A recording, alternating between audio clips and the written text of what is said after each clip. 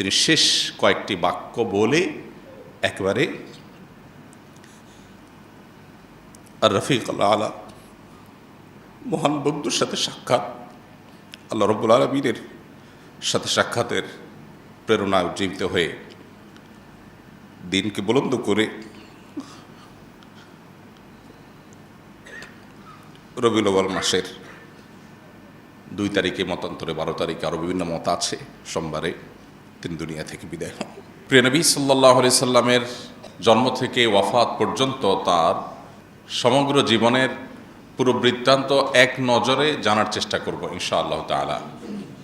অর্থাৎ নবী আলাইহিস সালামের জন্ম থেকে ওয়াফাত পর্যন্ত প্রতি বছরে কখন কি ঘটেছে, কখন কি কি চ্যালেঞ্জের মুখোমুখি তিনি হয়েছেন এবং কোন চ্যালেঞ্জ কিভাবে তিনি মোকাবেলা করেছেন, শুধু এক নজরে আমরা তার জীবনটাকে জানার চেষ্টা করব, যার বৃত্তান্ত বা বিস্তারিত জানবার জন্য অবশ্যই আমাদেরকে এক বা একাধিক সিরাত গ্রন্থ কিংবা কোনো সিরিজ সিরাত আলোচনা শুনতে হবে ইনশাআল্লাহ তাআলা।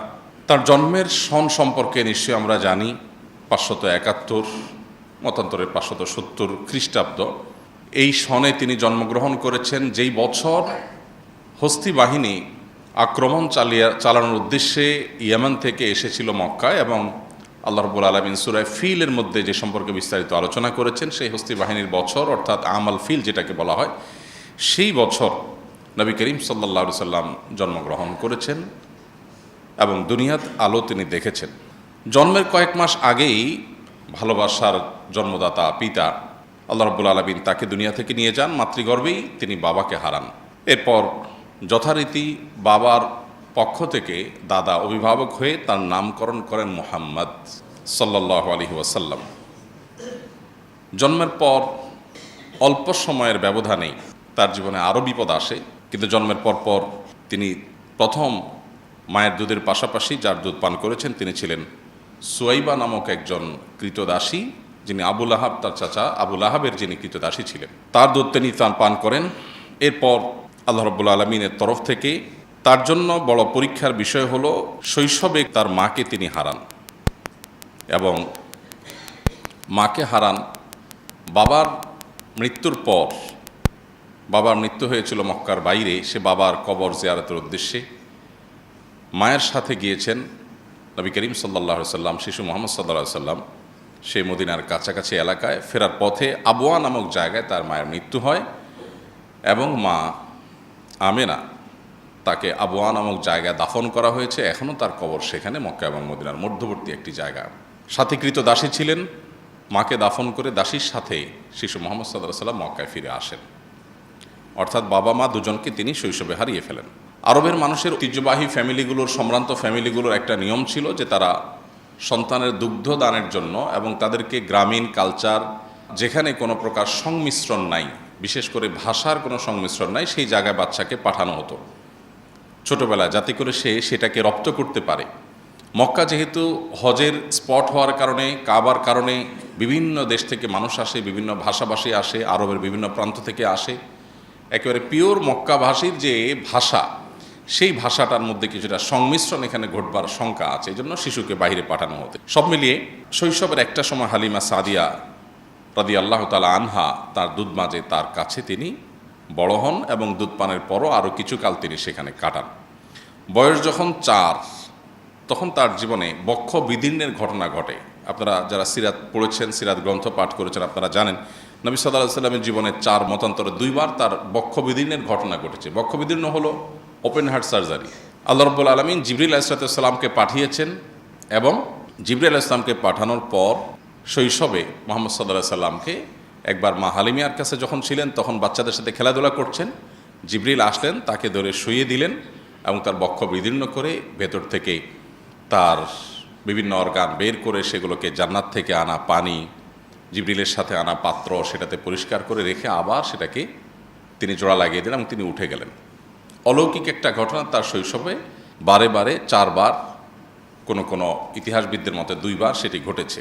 এরপর বয়স যখন 7, এই বক্ষবিদীর্ণের ঘটনা মূলত আল্লাহ রাব্বুল আলামিন ঘটিয়েছেন। তাকে যেহেতু নবী করা হবে, তাকে আল্লাহ রাব্বুল আলামিন অলৌকিকভাবে তার মধ্যে কিছু জিনিস ঘটিয়ে তাকে, তার পরিবারকে, মক্কাবাসীকে বার্তা দিচ্ছিলেন যে এই শিশু অন্য 10টি শিশুর মতো নয়, এ আল্লাহর নবী হবেন, আল্লাহ রাসূল হিসাবে মনোনীত। অতএব সেই জায়গা থেকে আল্লাহ তাআলা বার্তা দিতে চেয়েছেন। তার বাইরেও নবী করিম সাল্লাল্লাহু আলাইহি সাল্লামের ভেতরকার যে তার মানুষ হিসাবে আল্লাহ তাআলা তাকে যে সৃষ্টি করেছেন সেটাকে অতি মানবীয় পর্যায়ে নেওয়ার জন্য এটা এক ধরনের অপারেশন এবং আল্লাহর পক্ষ থেকে একটা কুদরতি ব্যবস্থাপনা ছিল। বয়স যখন 7, মাহারা হয়ে এখন একমাত্র অভিভাবক, একমাত্র দেখাশোনা করার মানুষ আব্দুল মুত্তালিবের সাথে তিনি বসবাস করতেন। মাত্র 1 বছরের ব্যবধানে 8 বছর বয়স যখন, তখন দাদা আব্দুল মুত্তালিবের মৃত্যু হয়। বয়স যখন 12, 8 থেকে 12, এই পুরো সময়টা চাচা আবু তালেবের অধীনে তিনি বড় হন এবং আবু তালেব তার অভিভাবকত্ব করেন। চাচা আবু তালেবের সাথে 12 বছর বয়সে সিরিয়ায় ব্যবসায়িক সফর সঙ্গী হিসাবে চাচার সাথে যান। সেখানে পথে বুহাইরা নামক যে পাদ্রী ধর্মযাজক, তিনি তাকে দেখে ভবিষ্যৎবাণী করেছিলেন যে এই শিশু ভবিষ্যতে নবী এবং রাসূল হিসাবে আবির্ভাব ঘটবে, এবং তার ভিতরে সেরকম কিছু আলামত তিনি দেখতে পেয়েছেন যেগুলো তার ধর্মগ্রন্থে ইনজিলে তিনি পাঠ করেছেন। তিনি খ্রিস্টান ধর্মের যাজক ছিলেন, যে আমাদের ধর্মগ্রন্থ বলছে একজন নবী আসবেন, তার এই আলামত থাকবে, শিশুর মধ্যে তা বিদ্যমান, এবং বেশ কিছু অলৌকিকত্ব তিনি দেখে ফেলেছেন। দেখে বলেছেন যে এই শিশুকে সাবধানতার সাথে রাখতে হবে, সে নবী এবং রাসূল হিসাবে আগমন করবে, আবির্ভাব হবে। বুহাইরা নামক এই পাদ্রীর ভবিষ্যৎবাণী নিয়ে 12 বছর বয়সে নবী সাল্লাল্লাহু আলাইহি ওয়াসাল্লাম সিরিয়া থেকে মক্কায় ফিরে আসেন। এরপর তার বয়স যখন 14, 15 অথবা 20, তখন হরবুল ফুজার নামে ঐতিহাসিক একটা বড় যুদ্ধ হয়েছিল মক্কার অদূরেই। সেই হরবুল ফুজারে তিনি অংশগ্রহণ করেছেন তার চাচাদের সাথে, যদিও তিনি যুদ্ধ করেন নাই, যোদ্ধা ছিলেন না, যুদ্ধের বয়সও হয় নাই, শুধু চাচাদের সাথে গিয়েছিলেন এবং ফিরে এসেছিলেন। এটা তার জীবনের একটা অংশ। বয়স যখন 20 আনুমানিক, তখন তিনি মক্কাবাসীর ঐতিহাসিক হিলফুল ফুজুল নামক যে সংগঠন তৈরি করা হয়েছিল সেটার অংশ তিনি হয়েছেন, এবং ঐতিহাসিক হিলফুল ফুজুলের চুক্তিতে তিনি অংশগ্রহণ করেছেন, তার সঙ্গে তিনি যুক্ত হয়েছেন। হিলফুল ফুজুল সম্পর্কে আমরা নিশ্চয়ই জানি যে মক্কায় বাহির থেকে আসা, হজ এবং উমরার উদ্দেশ্যে আসা আল্লাহর ঘরের মেহমান যারা আসতো, তাদেরকে মক্কায় কোনো দুষ্ট লোক যেন কোনোভাবে ক্ষতিগ্রস্ত না করতে পারে, কেউ যেন তাদেরকে ধোঁকা দিতে না পারে, সেজন্য সে সমস্ত মানুষদের অধিকার আদায়ের জন্য, অধিকার সংরক্ষণের জন্য হিলফুল ফুজুল নামে এই ঐতিহাসিক একটা সামাজিক চুক্তি হয়, একটি সংগঠন হয়।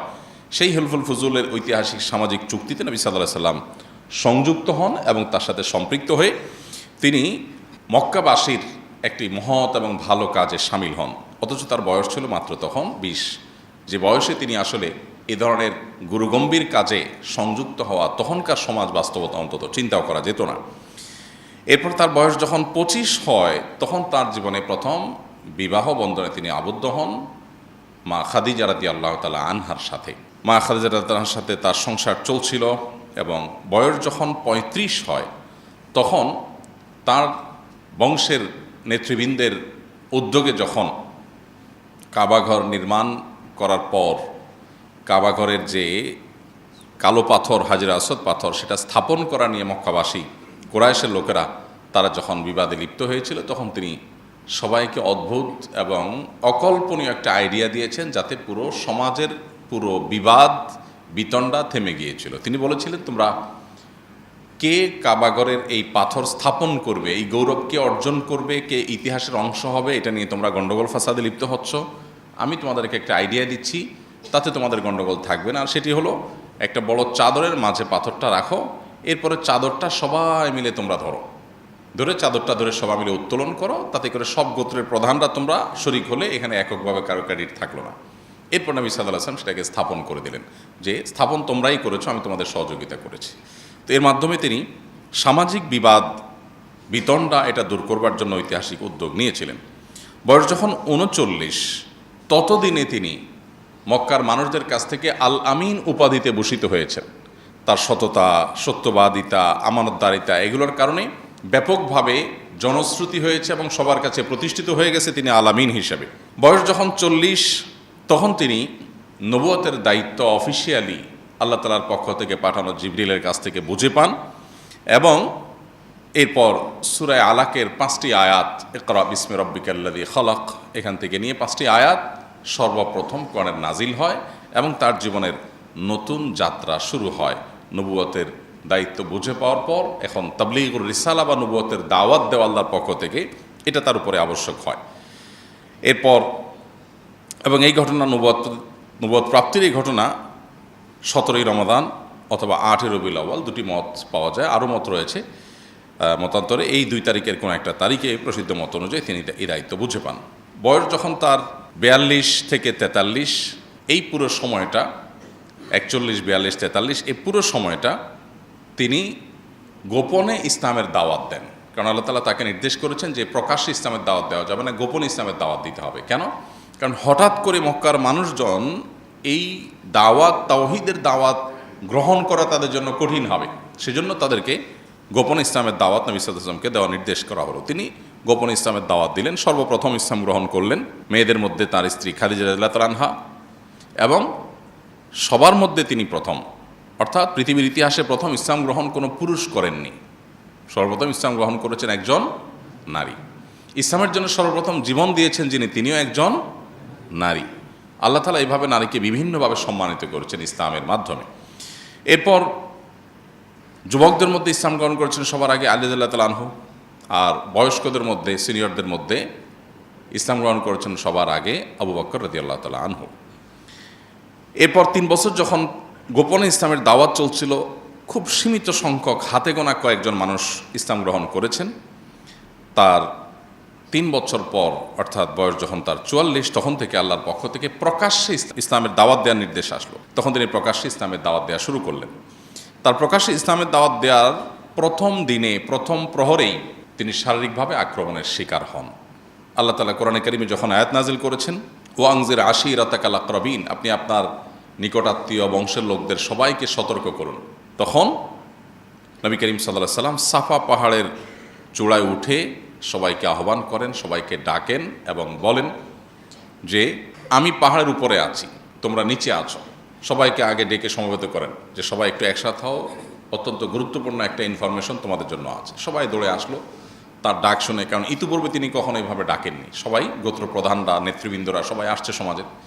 তিনি সবাইকে বললেন, আমি যে পাহাড়ের চূড়ায় আছি, এখান থেকে আমি অনেক দূরে দেখতে পাচ্ছি, তোমরা নিচে আছো, তোমরা দেখতে পাচ্ছ না। এখন আমি যদি তোমাদেরকে বলি যে দূরে আমি যে দেখতে পাচ্ছি সেখানে শত্রু বাহিনী সশস্ত্র হয়ে তারা আসছে তোমাদের মক্কা আক্রমণ করবার জন্য, তোমরা কি আমাকে বিশ্বাস করবে? সবাই সমস্যারে বলল, হ্যাঁ, জীবনে তুমি মিথ্যা বলনি আমাদের কাছে কখনো, তোমাকে আল আমিন আমরাই উপাধি দিয়েছিলাম, এই পদক আমরাই দিয়েছিলাম সবাই মিলে, অতএব তুমি যদি বলো ডেফিনেটলি তুমি দেখেই বলবে তুমি তো মিথ্যা বলো না, সো আমরা বিশ্বাস করবো ডেফিনেটলি। তখন তিনি বললেন, তারপরে পদক্ষেপ কি হবে তোমাদের? সবাই বললেন, এরপরের পদক্ষেপ হবে আমরা এই শত্রুদের মোকাবেলার জন্য সবাই ঝাঁপিয়ে পড়ব। নবী করিম সাল্লাল্লাহু আলাইহি ওয়াসাল্লাম তখন তাদেরকে বললেন, আমি উপমাটা দিয়েছি একটা কথা বোঝাবার জন্য, সেটা হলো আল্লাহ তাআলা আমাকে জান্নাত জাহান্নাম পর্যন্ত দেখবার সুযোগ করে দিয়েছেন।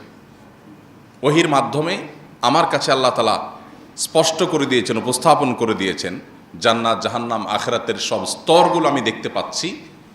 আমি যেটা প্রত্যক্ষ করছি, আমি যেটা জানছি ওহির মাধ্যমে, সে বিষয়ে আমি তোমাদেরকে সতর্ক করছি, তোমরা সে জাহান্নাম থেকে বাঁচার জন্য প্রস্তুতি গ্রহণ করো।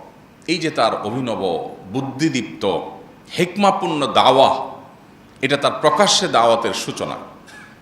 এর সাথে সাথে আবু লাহাব তাকে লক্ষ্য করে বলল, তাব্বান লাকা সাইরাল ইয়াউম আলিহাযা জামাআতানা, তোমার সারাটা দিন ধ্বংস হোক, তুমি কি এই কথা বলার জন্য আমাদেরকে একসাথ করছো? আমরা তো মনে করছি কোনো ডাকাত পড়েছে, বিপদ হয়েছে।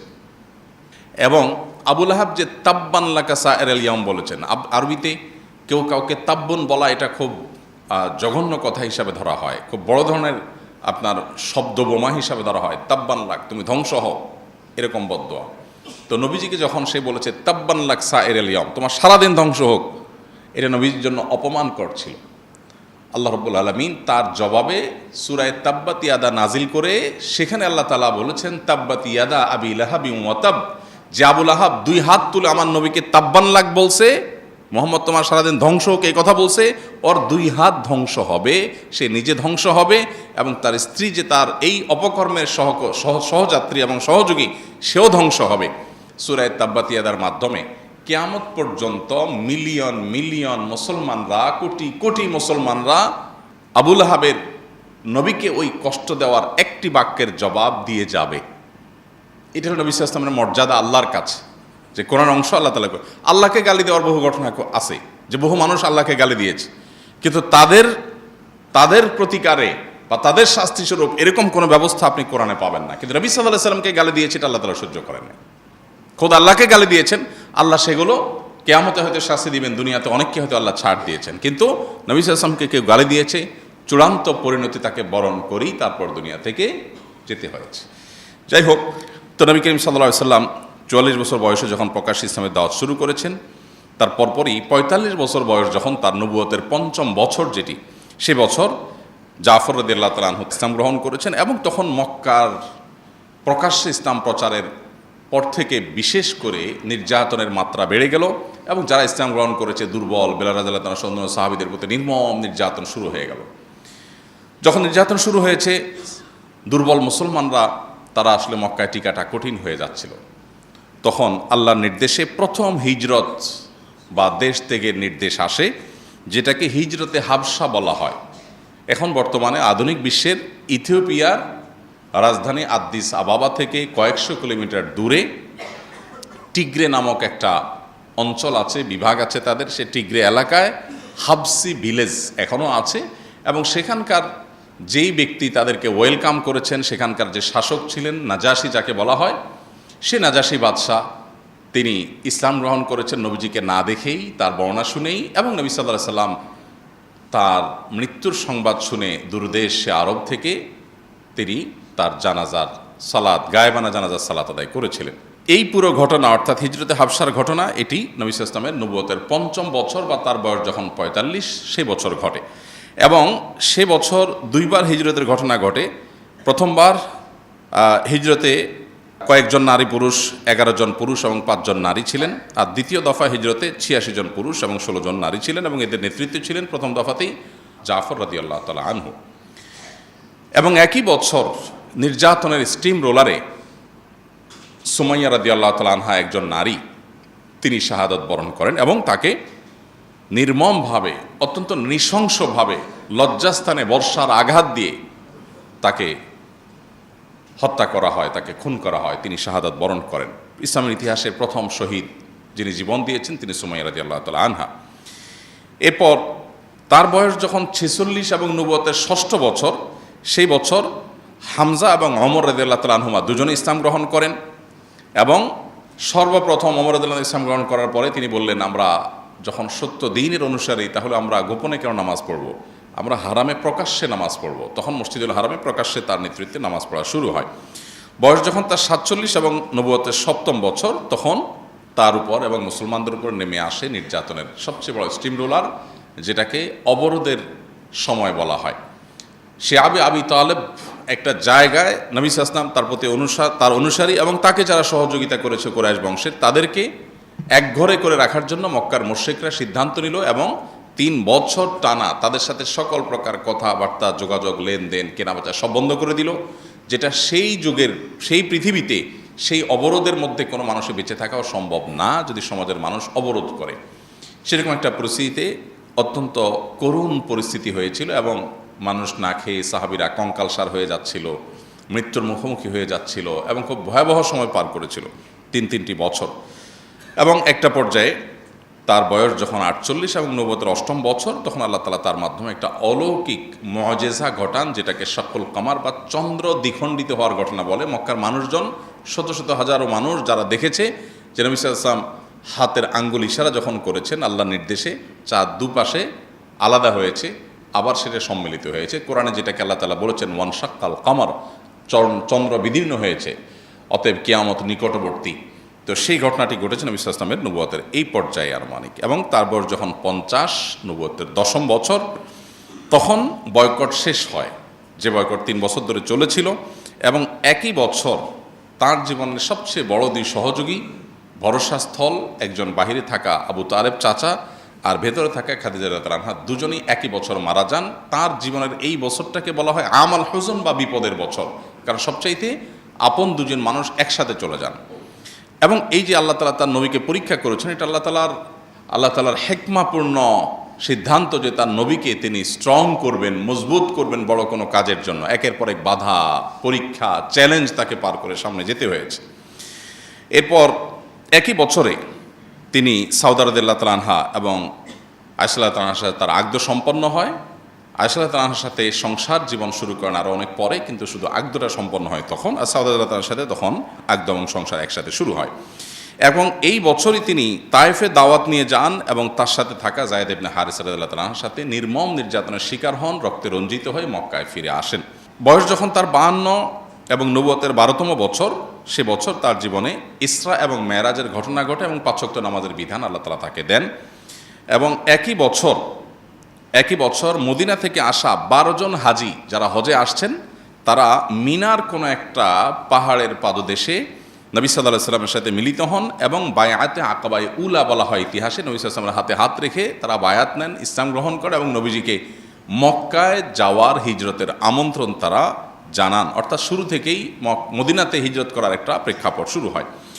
এরপর তার বয়স যখন 53, নবুয়তের 13তম বছর, তখন আল্লাহর পক্ষ থেকে হিজরতের অনুমোদন আসে, বায়াতে আকাবায়ে সানিয়া আসে, বা মদিনা থেকে এবছর হজ থেকে আসা, হজের জন্য আসা 72 জন পুরুষ এবং 12 জন নারী ইসলাম গ্রহণ করেন। এবং তারা বলেন, আপনি মদিনায় আসেন, মক্কাবাসীর এই জুলুমে আপনার থাকার কোনো মানে নাই, আপনার সাথে যত লোক আসবে সবাইকে ওয়েলকাম করার জন্য মদিনাবাসী আমরা প্রস্তুত, আপনি চলে আসেন। তখন তিনি পরামর্শ করলেন, আল্লাহর পক্ষ থেকে অনুমোদন আসলো হিজরতের, তিনি হিজরতের সিদ্ধান্তও নেন। এদিকে নবী সাল্লাল্লাহু আলাইহি ওয়াসাল্লামকে হত্যার বহু ষড়যন্ত্র আগেও হয়েছে, এখনও চলছে।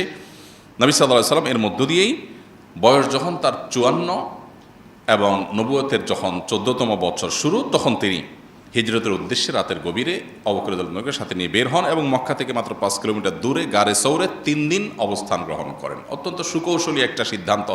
যখন মক্কা থেকে গারে সৌরে তিনি আশ্রয় নেন, তিনি সোজা টানা মক্কা থেকে মদিনার পথে চলে যেতে পারতেন, না গিয়ে তিনি মক্কা থেকে অদূরে 5 কিলোমিটার দূরে গিয়ে একটা গুহায় 3 দিন অবস্থান করেন। উদ্দেশ্য যে মক্কার মুশরিকরা তাকে খুঁজে পাবে না। তখনকার যে রাস্তা, এই রাস্তা ধাওয়া করে একজন মানুষকে ধরে ফেলা তো খুব সহজ কাজ। তো তিনি যদি রাস্তা কন্টিনিউ করতেন তাহলে তাকে তারা ধরে ফেলতো। আল্লাহ নির্দেশে, আল্লাহর ইশারায় তিনি গুহায় আশ্রয় নিলেন 3 দিন। 3 দিন ধরে যখন তাকে কোথাও খুঁজে পায়নি মক্কার মুশরিকরা, তখন তারা আশা ছেড়ে দিয়েছে, তাহলে আমাদের হাতের নাগালে বাইরে চলে গেছে। অথচ তিনি খুব কাছেই ছিলেন তখন। গারে সৌরে 3 দিন অবস্থান করার পর তিনি যখন একটা পর্যায়ে 1 থেকে 12ই রবিউল আউয়াল পর্যন্ত টানা বিভিন্নভাবে সফর করার পর মদিনায় গিয়ে পৌঁছালেন, তখন মদিনাবাসী কুবা নামক জায়গা, যেখানে আমরা হজে গেলে দেখে থাকি কুবাতে একটা মসজিদ আছে, এইখানে মদিনার এন্ট্রেন্স পয়েন্ট ছিল, তখন প্রবেশ দ্বার ছিল মদিনার, তখনকার যে রুট ছিল সেই রুটে। এই জায়গায় শত শত মানুষ, যুবক, বৃদ্ধ, বিভিন্ন বয়সের শিশু সবাই একত্র হয়ে নবী সাল্লাল্লাহু আলাইহি ওয়াসাল্লামকে ওয়েলকাম করেন এবং তলা আল বদরু আলাইনা ওয়াক্তাবাত মিনহাল বুদুরু, এই যে ঐতিহাসিক যে তাদের কবিতার মাধ্যমে নবী সাল্লাল্লাহু আলাইহি ওয়াসাল্লামকে ওয়েলকাম করানো, সেটা তারা করেছে। এরপর তিনি মসজিদে মদিনায় ঢোকার পর তার বয়স যখন 54, নবুয়তের 14তম বছর এবং হিজরতের প্রথম বছর, এই বছরে তিনি মদিনায় ঢুকে প্রথম মসজিদে কুবা নির্মাণ করলেন। এরপরে পাশে আরেকটা মসজিদ তৈরি করলেন, এটা মসজিদে জুমা, এবং একই বছর মসজিদে নববী তৈরি করলেন। এবং ঐতিহাসিক মদিনা সনদ ইয়াহুদীদের সাথে এই বছরই তিনি সম্পাদন করেন। আজান একামতের বিধিবিধান এই বছরই শুরু হয় এবং এই বছরই সালমান ফারসি রাদিয়াল্লাহু তাআলা আনহু ইসলাম গ্রহণ করেন। অনেকগুলো ঘটনাবহুল বছর ছিল এটি। তার বয়স যখন 55 এবং হিজরতের 2য় বছর, এই বছরে কেবলা পরিবর্তনের বিধান আসলো। তিনি যখন মক্কা থেকে মদিনা আসছেন, তখন তিনি মদিনা থেকে তিনি বাইতুল মাকদিসের দিকে নামাজ পড়তেন। তারপর আল্লাহ নির্দেশ করলেন যে আপনি কাবার দিকে ফিরে নামাজ পড়ুন। আপনারা মদিনা যারা যান, 2 কেবলার মসজিদ সম্পর্কে জানেন। সেখানে আল্লাহর বিধান আসার সাথে সাথে সাহাবীরা নামাজের মধ্যেই কেবলা পরিবর্তন করে, এই জন্য এটাকে 2 কেবলার মসজিদ বলা হয়। যে একই নামাজে 2টা কেবলা তারা মেনটেন করেছেন। প্রথমে কিছু নামাজ পড়েছেন বাইতুল মুকাদ্দাসের দিকে, এরপরে যখন নামাজের রত অবস্থায় কেউ একজন এসে সংবাদ দিল যে মুহাম্মদ সাল্লাল্লাহু আলাইহি ওয়াসাল্লাম এর প্রতি আল্লাহ তাআলা নতুন বিধান জারি করেছেন, মক্কার দিকে কাবার দিকে ফিরে নামাজ পড়তে হবে, তখন তারা নামাজের মধ্যেই চেঞ্জ হয়ে যান। এই জন্য এটাকে 2 কেবলার মসজিদ বলা হয়। আমরা যারা মদিনায় যাই তারা অনেকেই সেটা দেখার জন্য যাই। তো এই ঘটনা ঘটে শাবান মাসে নবী সাল্লাল্লাহু আলাইহি ওয়াসাল্লামের হিজরতের 2য় বছর এবং তার বয়স যখন 55, নবুয়তের বয়স যখন 15। এরপর একই বছর 17 রমাদান ইসলামের ইতিহাসের প্রথম বড় সম্মুখ সমর বদর যুদ্ধ সংগঠিত হয়েছে এবং প্রথম বড় বিশাল বিজয়, অলৌকিকভাবে 313 জন মানুষ অনেকটা অস্ত্রশস্ত্র ছাড়াই পুরো বিশাল বড় শক্তি পরাশক্তির বিরুদ্ধে আল্লাহ তাআলা তাদেরকে অলৌকিক বিজয় দিয়েছে। এটা হলো মুসলমানদের অগ্রযাত্রার জন্য অনেক বড় একটা প্রেরণা ছিল আল্লাহর তরফ থেকে। এই বছরই অর্থাৎ 2য় হিজরিতেই রমজানের রোজা ফরজ করা হয়েছে এবং এই বছরই সর্বপ্রথম ঈদুল ফিতর আদায় করেছেন, ঈদুল আজহা আদায় করেছেন মুসলমানরা। এবং এই বছরই অনেকগুলো বিধিবিধান নাজিল হয়েছে, যেমন কোরবানির বিধান নাজিল হয়েছে, তারপরে ফিতরার বিধান নাজিল হয়েছে, জাকাতের বিধান নাজিল হয়েছে এবং এবছরই ফাতিমা রাদিয়াল্লাহু তাআলা আনহার সাথে আলী রাদিয়াল্লাহু তাআলা আনহুর বিবাহ সম্পাদন হয়। নবুয়তের বয়স যখন 56, নবী সাল্লাল্লাহু আলাইহি ওয়াসাল্লামের বয়স যখন 56, নবুয়তের বয়স যখন 16 এবং হিজরতের 3য় বর্ষ যখন, সে বছর নবী সাল্লাল্লাহু আলাইহি ওয়াসাল্লামের সামনে আসে ওহুদের যুদ্ধ। 7ই শাওয়াল ওহুদের যুদ্ধ সংগঠিত হয়। সেখানে 70 জন সাহাবী শাহাদাত বরণ করেন। হানজালা রাদিয়াল্লাহু তাআলা আনহু, হামজা রাদিয়াল্লাহু তাআলা আনহু, প্রসিদ্ধ সাহাবীদেরকে নবী সাল্লাল্লাহু আলাইহি ওয়াসাল্লাম হারান এবং স্বয়ং নবী সাল্লাল্লাহু আলাইহি ওয়াসাল্লামের দাঁত ভেঙে তিনি রক্তাক্ত হন এবং তার কয়েক জায়গায় ইনজুরি হয়। তিনি মারা গেছেন মর্মে কাফেররা প্রপাগান্ডা ছড়িয়েছিল, আল্লাহ তাআলা তাকে হেফাজত করেছেন এবং নবী সাল্লাল্লাহু আলাইহি ওয়াসাল্লাম একটা কথা থেকে সামান্য একটু সরে যাওয়ার কারণে কঠিন পরিণতির মুখোমুখি তখন সাহাবীদেরকে হতে হয়েছে, যেটা আমাদের জন্য বিরাট শিক্ষা যে তার কথার বাইরে গেলে আমাদের জন্য অকল্যাণ নিশ্চিত আছে। একই বছর অনেকগুলো বিধিবিধান নাজিল হয়েছে। এর ভিতরে মেয়েদেরকে পর্দার বিধান এই বছর নাজিল হয়েছে। তার আগ পর্যন্ত মেয়েরা ছেলেদের সাথে পর্দা করার বিধান ছিল না। এই বছর সর্বপ্রথম পর্দার বিধান নাজিল হয় এবং এই বছরই সুদ এবং মদ এই দুটিকে হারাম ঘোষণা করা হয়। মদের বিধান যখন হারাম ঘোষণা করা হয়, চিন্তা করার বিষয় যে সাহাবীরা বা যে মক্কার মদিনার মানুষেরা মদ হালাল ছিল, নিষিদ্ধ ছিল না, সবাই পান করত, দিলেন, হারাম করলেন। মদের যে ভাঁড়গুলো ছিল এগুলো সব রাস্তায় ছুঁড়ে ছুঁড়ে সাহাবীরা ফেলছিলেন এবং মদের স্রোত রীতিমতো বহমান হয়েছিল। এই পরিস্থিতিতে সাহাবা একরামের আনুগত্যের একটা দারুণ দৃষ্টান্ত স্থাপিত হয়। এটা ছিল 3য় হিজরির ঘটনা। এরপরে 4র্থ হিজরিতে তার বয়স যখন 57, নবুয়তের বয়স যখন 17, সেই বছর বড় যে ঘটনা ঘটে সেটা হলো ইয়াহুদিরা যাদের সাথে মদিনা সনদে চুক্তি হয়েছে যে এই রাষ্ট্রকে আমরা সবাই মিলে সেভ করব, আমরা উভয় মিলেমিশে বসবাস করব এই ভূমিতে, তুমি তোমার ধর্ম পালন করবে, আমি আমার ধর্ম পালন করব, তখন তারা বিশ্বাসঘাতকতা করে এবং বনু নাজিরের বিশ্বাসঘাতকতার কারণে তাদেরকে মদিনা থেকে বের করে দেওয়া হয়, বিশ্বাস ভঙ্গের কারণে, চুক্তি ভঙ্গের কারণে। এবং একই বছরে গজওয়াত জাতুর রিকা সেটাই সংগঠিত হয় এবং একই বছরে আরও অনেকগুলো ঘটনা ঘটে। এরপরে বয়স যখন তার 58 এবং নবুয়তের বয়স যখন 18 এবং হিজরতের বয়স যখন 5 হিজরিতে খন্দকের যুদ্ধ গঠিত হয়। খন্দকের যুদ্ধে 1000 সাহাবী প্রায় অংশগ্রহণ করেন এবং তারা সাকল্যে প্রায় 4.5 কিলোমিটার এলাকা মদিনার চারপাশে তারা পরীক্ষা খনন করেন এবং সেই পরীক্ষা 5 মিটার গভীর ছিল। এই পুরো পরীক্ষা তারা অনেকটা ক্ষুধার্ত অবস্থাতে খনন করে মক্কা থেকে আসা শত্রুপক্ষ যারা মদিনাকে শেষ করতে চেয়েছে, মুসলমানদের শেষ করতে চেয়েছে, তাদেরকে তারা প্রতিহত করেন এবং পুরো আইডিয়াটা দিয়েছিলেন পারস্য থেকে আসা সালমান ফারসি রাদিয়াল্লাহু তাআলা আনহু। এরপর এই বছরই নবী করিম সাল্লাল্লাহু আলাইহি ওয়াসাল্লামের জীবনে অনেকগুলো ঘটনা ঘটে, যেমন বনুল মুস্তালিকের ঘটনা ঘটে, যেখানে মা আয়েশা রাদিয়াল্লাহু তাআলা আনহার চরিত্র নিয়ে মুনাফিকরা কালিমা তোলে, দু একজন সরল মনা মুসলমানও সেখানে যোগ দিয়ে ফেলে। আল্লাহ তাআলা পরে আয়াত নাজিল করে তার চরিত্রের পুত্র পবিত্রতার কথা আমাদেরকে জানান দেন, ঐতিহাসিকভাবে যেটাকে ইফকের ঘটনা বলা হয়। এই বছরই তায়াম্মুমের বিধান নাজিল হয় এবং এই বছরই ইয়াহুদীদের আরেকটা গোত্র বনু কুরাইজা তাদের গাদ্দারির কারণে, তাদের বিশ্বাসঘাতকতা এবং রাষ্ট্রদ্রোহের কারণে, ওই যে চুক্তি ছিল চুক্তি ভঙ্গ করে মুসলমানদের বিরুদ্ধে ষড়যন্ত্রে লিপ্ত হওয়ার কারণে তাদেরকে শাস্তি দেওয়া হয়, করুণ শাস্তি। এর পরের বছর হিজরির 6ষ্ঠ বছরে নবী সাল্লাল্লাহু আলাইহি ওয়াসাল্লামের বয়স যখন 59 এবং তার নবুয়তের বয়স যখন 19, সেই বছরের যে ঘটনাগুলো সেগুলোর মধ্যে থেকে ছিল ঐতিহাসিক হুদাইবিয়ার চুক্তি। নবী সাল্লাল্লাহু আলাইহি ওয়াসাল্লাম স্বপ্নে দেখেছেন তিনি ওমরা করছেন, 1400 সাহাবীকে সাথে নিয়ে রওনা দিলেন, অনেকটা অস্ত্রশস্ত্র ছাড়া ওমরার উদ্দেশ্যে ইহরাম পরে। কিন্তু হুদাইবিয়া নামক জায়গা যাওয়ার পরে মক্কার মুশরিকরা বাধা দিল যে আমরা ঢুকতে দিব না। তারা জানালেন আমরা তো যুদ্ধ করতে আসিনি, আমরা ওমরা করে আবার ব্যাক করব। তারা বলল না, আমরা ঢুকতে দিব না। নবী সাল্লাল্লাহু আলাইহি ওয়াসাল্লাম বাড়াবাড়ি না করে তাদের সাথে ঐতিহাসিক চুক্তি করলেন, যেটার নাম হুদাইবিয়া চুক্তি। যে চুক্তি বাহ্যিকভাবে মনে হয় সব মুসলমানদের বিরুদ্ধে, কিন্তু এই চুক্তি মুসলমানদেরকে মূলত অগ্রগতির দিকে নিয়ে গিয়েছিল। এই ঐতিহাসিক হুদাইবিয়া চুক্তি 10 বছরের জন্য সংগঠিত হয়েছিল এবং এটি হয়েছিল 1 জিলকয়দা 6 হিজরিতে। এবং এই বছরের পর থেকে নবী সাল্লাল্লাহু আলাইহি ওয়াসাল্লাম বিভিন্ন রাজা বাদশাদের কাছে, যেমন হেরাক্লিয়াস, খসরু, তারপরে মুকাওকিস, বড় বড় যে সমস্ত শাসকরা পৃথিবীর, তাদের কাছে চিঠি লিখে ইসলামের দাওয়াত তাদেরকে দিয়েছেন। তাদের কেউ গ্রহণ করেছে আর কেউ হঠকারিতা করেছে। যারা হঠকারিতা করেছে তাদেরকে নির্মম পরিণতির মুখোমুখি আল্লাহ করেছেন। তার বয়স যখন 60, নবুয়তের বয়স যখন 7, তখন তিনি ঐতিহাসিক খায়বার বিজয় করেছেন, ইয়াহুদীদের বিশাল বড় দুর্গের এলাকা। এবং একই বছর আগের বছরের ওমরা হুদাইবিয়া চুক্তি অনুযায়ী পরবর্তী সাহাবীদেরকে নিয়ে কাজা করেছেন, ওমরাতুল কাজা। এবছরে সাফিয়া মাইমুনা রাদিয়াল্লাহু তাআলার সাথে বিয়ে হয়েছে। তার বয়স যখন 61, নবুয়তের বয়স যখন 21 এবং হিজরত যখন অষ্টম হিজরি সন যখন অষ্টম হিজরিতে, তখন তিনি ঐতিহাসিক মক্কা বিজয়ের সুযোগ এবং নিয়ামত লাভ করেন। রমজান মাসে অনেকটা রক্তপাতহীনভাবে সারা জীবন যারা কষ্ট দিয়েছে তাদেরকে সাধারণ ক্ষমা করে তিনি মক্কা বিজয় করেন। এবং একই বছর হুনাইনের যুদ্ধে সাহাবীদের সংখ্যা অনেক বেশি ছিল, কিছুটা আত্মপ্রসাদ চলে এসেছে। কোরআনে আল্লাহ উল্লেখ করেছেন সাময়িকভাবে আল্লাহ তাআলা এক ধরনের সাহাবীদেরকে এক ধরনের পরাজয়ের স্বাদ দিয়ে আবার আল্লাহ তাআলা নবী সাল্লাল্লাহু আলাইহি ওয়াসাল্লামের নেতৃত্বে মুহূর্তের মধ্যে তাদেরকে বিজয় দেন এবং বিপুল পরিমাণ যুদ্ধ লব্ধ সম্পদ তারা আহরণ করেন। এরপর তায়েফ অবরোধ করেন এবং সেখান থেকে প্রচুর পরিমাণ সম্পদ আহরণ করেন এবং একটা অপশক্তিকে দমন করেন নবী সাল্লাল্লাহু আলাইহি ওয়াসাল্লাম। হিজরির নবম বর্ষে তার বয়স যখন ৬২, মৃত্যুর মাত্র এক বছর আগে, তখন ঐতিহাসিক তাবুক যুদ্ধ এটা তিনি নেতৃত্ব দেন এবং রোমানদের বিরুদ্ধে মূলত এটি বিশাল বড় বাহিনী হয়েছে, কিন্তু এখানে কোনো সংঘাত হয়নি। সংঘাতের আগেই, সংঘাত ছাড়াই মুসলমানদেরকে আল্লাহ বিজয় দিয়ে দিয়েছেন এবং তাদের মনে ভয় ঢুকিয়ে দিয়েছেন। তারা ভয়ে সব পালিয়ে ছত্রভঙ্গ হয়ে চলে গেছে। মুসলমানরা কোনো রক্তপাত ছাড়াই বিজয় লাভ করে ফিরে এসেছেন। এরপরে মুনাফিকদের চরিত্র এই বছর প্রকাশ হয়েছে এবং বিদায় হজের প্রস্তুতি এবং বিদায় হজের বিধিবিধান এই বছর নাজিল হয়। তার বয়স যখন ৬৩, জীবনের শেষ বছর এবং হিজরতের ১০ম বছর, সে বছর তিনি ঐতিহাসিক বিদায় হজের খুতবা, যেটা ঐতিহাসিকভাবে আজও মানব ইতিহাসের কাছে রোল মডেল, সেই খুতবায় তিনি মানবাধিকার, নারী অধিকার, শ্রমিকদের অধিকার, বিভিন্ন বিষয়ে মানুষকে সচেতন করে তিনি ঐতিহাসিক খুতবা দেন, যেটা আজও গোটা পৃথিবীতে চর্চা হয়। ১৫০০ বছর আগের খুতবা যেন আজকের জন্য জাজ্জল্যমান এবং শাশ্বত। এবং এই বছর এবং ওই দিনই আল-ইয়াউমা আকমালতু লাকুম দীনাকুম এই আয়াত নাজিল হয় যে আজকে তোমাদের দিনকে পরিপূর্ণ করে দেওয়া হলো।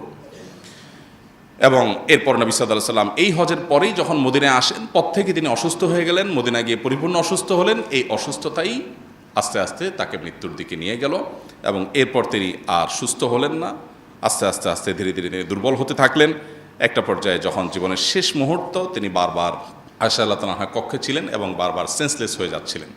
যখন তার সেন্সলেস হয়ে যাচ্ছিলেন, তাকে উজু করানো হলো, মুখে পানি দেওয়া হলো, ঠান্ডা পানি দেওয়া হলে তিনি একটু হুঁশ আসে নামাজ পড়ার জন্য, কিন্তু আবার বেহুশ হয়ে যান, আবার হুঁশ আসে বহুত কষ্টে, আবার বেহুশ হয়ে যান। এভাবে কয়েক দফা হয়েছে। একটা পর্যায়ে তিনি কোনো রকম নামাজ পড়তে পারলেন। তারপরে তার জীবনের একেবারে শেষ অন্তিম মুহূর্ত যখন, তখন তিনি তার আম্মা জান আয়েশা তার কক্ষে ছিলেন, দেখতে পেলেন যে আম্মা জান আয়েশার একজন ভাই প্রবেশ করেছে কক্ষে, তার হাতে মেসওয়াক। তিনি ইশারা দিলেন, তখন জবান বন্ধ হয়ে গেছে, ইশারা দিলেন যে এই মেসওয়াকটা আমাকে দেওয়া যাবে কিনা। মেসওয়াকটা দেওয়া হলো। তখন খাজা আয়েশা রাদিয়াল্লাহু তাআলা আনহা মেসওয়াকটা চাবিয়ে দিলেন, কারণ নবী সাল্লাল্লাহু আলাইহি ওয়াসাল্লামের তখন দাঁত দিয়ে চাবানোর শক্তি ছিল না। নবী সাল্লাল্লাহু আলাইহি ওয়াসাল্লাম তখন মেসওয়াক করলেন। মেসওয়াক করতে করতে তিনি শেষ কয়েকটি বাক্য বলে একবারে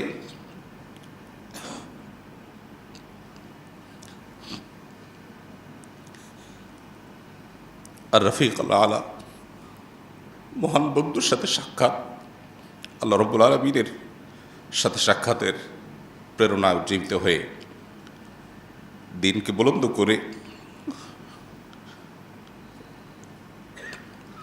রবিউল আউয়াল মাসের 2 তারিখে, মতান্তরে 12 তারিখে, আরও বিভিন্ন মত আছে, সোমবারে তিনি দুনিয়া থেকে বিদায় হন সাল্লাল্লাহু আলাইহি ওয়াসাল্লাম। আল্লাহ তাআলা আমাদেরকে তার জীবন বৃত্তান্ত থেকে শিক্ষা গ্রহণ করার তৌফিক দান করুন, আমাদেরকে তার জীবন দর্শনকে পরিপূর্ণভাবে অনুসরণ করার তৌফিক দান করুন। তার জীবনে আমাদের জন্য যে অনুপম আদর্শ রয়েছে, বারবার কোরআনে আমাদেরকে সাবধান করা হয়েছে, আমাদের মুক্তির একমাত্র পথ তার অনুসরণ, অনুকরণ, এছাড়া কোনো পথ আমাদের সামনে খোলা নেই। অতএব মুসলমান হিসাবে নবী সাল্লাল্লাহু আলাইহি ওয়াসাল্লামের সম্পূর্ণ আদর্শকে, তার জীবনকে আমরা অনুসরণ, অনুকরণ করার চেষ্টা করব। সেটাই হবে প্রকৃত সার্থকতা আমাদের। আল্লাহ তাআলা আমাদের সবার প্রতি সেই তৌফিক আল্লাহ তাআলা আমাদের সবাইকে দান করুন এবং তিনি যে কষ্ট করেছেন, পরিশ্রম করেছেন, সারা জীবন যে ত্যাগ তিতিক্ষা করেছেন এই উম্মতের জন্য, আল্লাহ তাআলা আমাদের সবার তরফ থেকে তাকে সর্বোত্তম বিনিময় দান করুন। শান্তির বাড়িধারা আল্লাহ তাআলা তার